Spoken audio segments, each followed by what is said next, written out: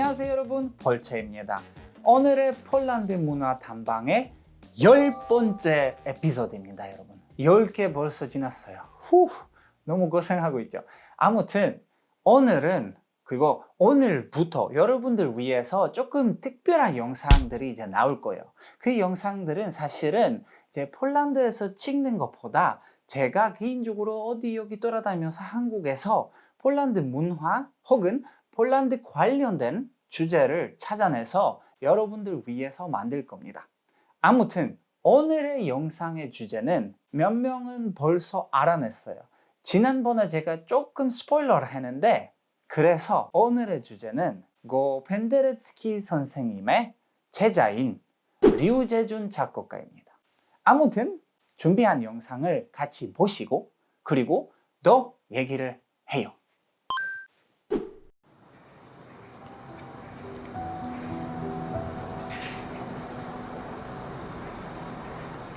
한국 속의 폴란드를 찾아서 류재준 작곡가 편.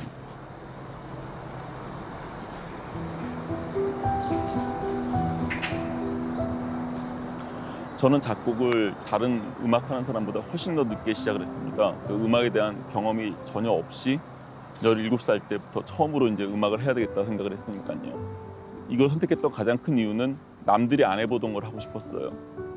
그 당시에 한국은 굉장히 유교적이었고 가부장적인, 그다음에 직업에 대한 여러 가지 귀천이라는 게 아직도 남아있던 시대였기 때문에 예술을 하는 사람들에 대해서 인식이 그렇게 좋은 건 아니었습니다. 그렇다고 하더라도 저는 예술가들이 바라보는 그 자유로움, 그다음에 그 이상을 바라볼 수 있는 어떤 특별한 거, 거기에 굉장히 마음이 끌렸던 것 같아요.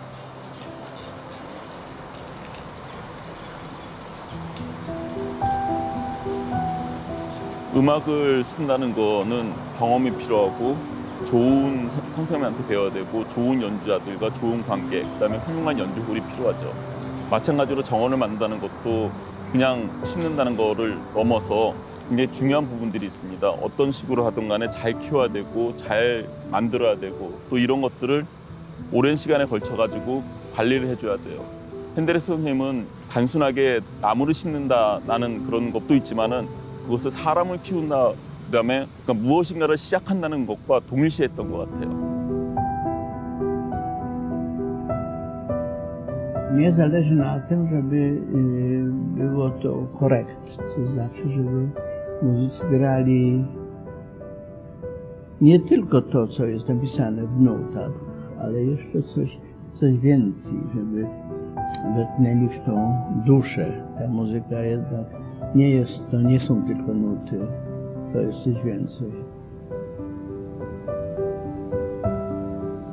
1990년도에 어떻게 본다면 지금 현대음악이라는 거 상당히 실험적이고 그다음에 관객들하고 동떨어진 경우가 많았어요. 근데 펜데레스키 선생님의 음악은 분명히 사회에 대한 메시지하고 굉장히 성부자적인 앞선 여러 가지 것들을 가지고 있음에도 불구하고 또 전통에서 무엇인가를 끌어내가지고 우리 시대의 목소리를 만든 그런 부분이 있었거든요. 저는 펜데레스키 선생님한테 배우는 것이 처음 작곡을 시작했을 때부터 제 소원이었고, 그 당시에 폴란드는 지금하고 좀 다르게 한국 사람한테 굉장히 먼 나라였어요. 근데 그때 펜데레스키 선생님을 찾아가서 그분을 뵙고, 물론 그분이 쉽게 저를 받아들이지 않았지만 한 2년 정도 걸렸죠. 근데 저한테는 굉장히 중요한, 제 음악에 대해서 굉장히 중요한 순간이었던 것 같습니다.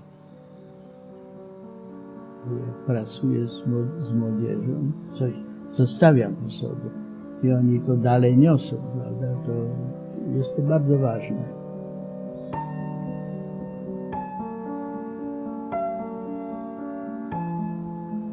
항상 우리는 오랜 시간을 걸어가야 됩니다.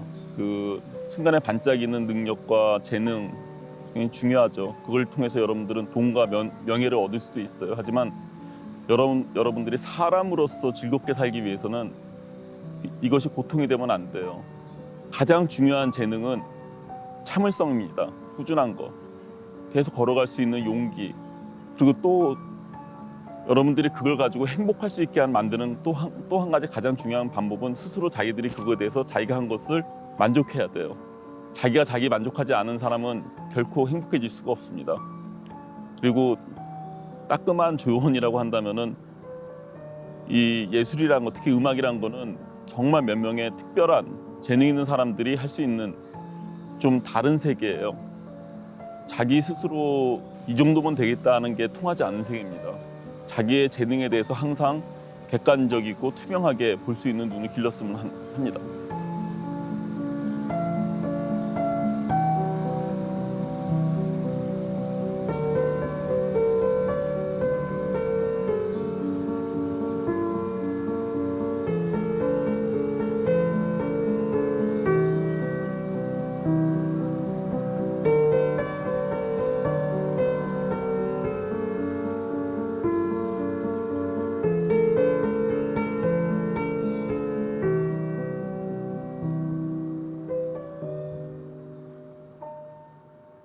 네, 영상이 끝나는데 역시 할 얘기가 남았습니다. 류재준 선생님은 1970년에 태어나셨고, 그리고 작곡하는 거는 사실은 19살 때부터 시작했다고 합니다. 서울대학교 작곡과를 졸업한 후에 펜데레스키 선생님의 제자가 되기 위해서 먼 폴란드까지 가셨습니다. 거기에서 당연히 바로 제자 되지는 않았고 많은 노력하셨고, 그리고 폴란드에 있는 학교도 졸업했습니다. 펜데레스키 선생님은 전 세계의 음악을 보여주면서 류재준 작곡가가 이제 스스로 몸으로 그리고 마음으로 그 많은 음악을 경험할 수 있게끔 그렇게 교육을 받았습니다. 제가 이제 인터뷰를 찍으면서 류재준 작곡가한테 직접 얘기 들었는데 되게 신기하고 되게 독특한 교육 방식이었다고 합니다. 2004년부터 류재준 작곡가는 다악기를 위한 파사칼리아라는 곡으로 국제적인 주목을 받기 시작했습니다. 그리고 2008년에 폴란드에서 열린 루드비크 반 베토벤의 음악제에서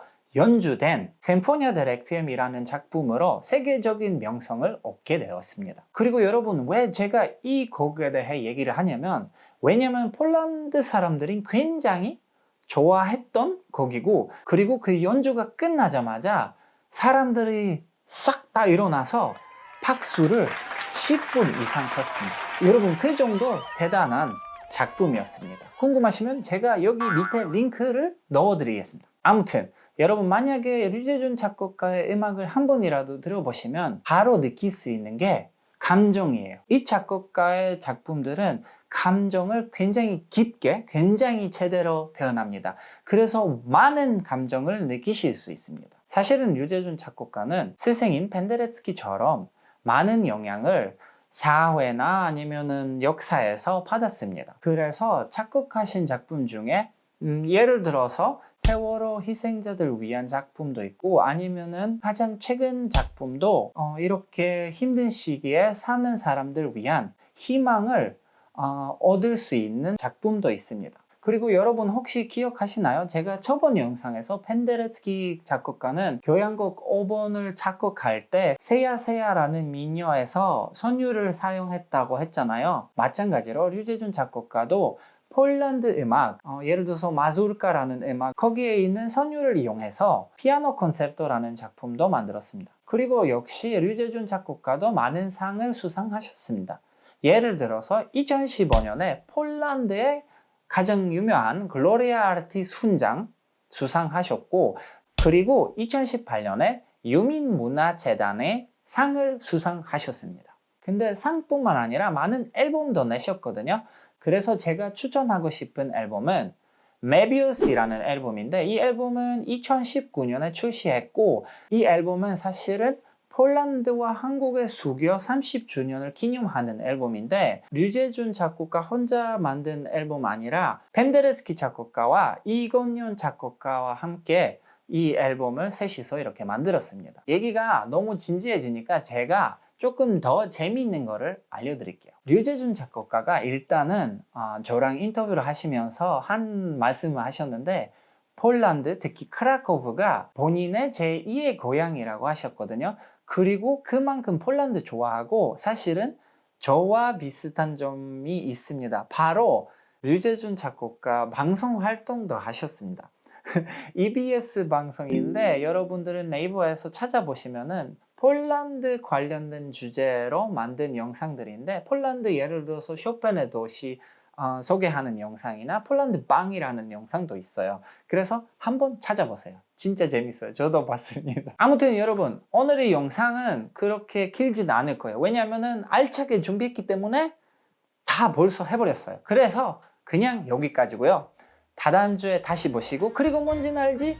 좋아요, 댓글, 그리고 안 하셨으면 구독.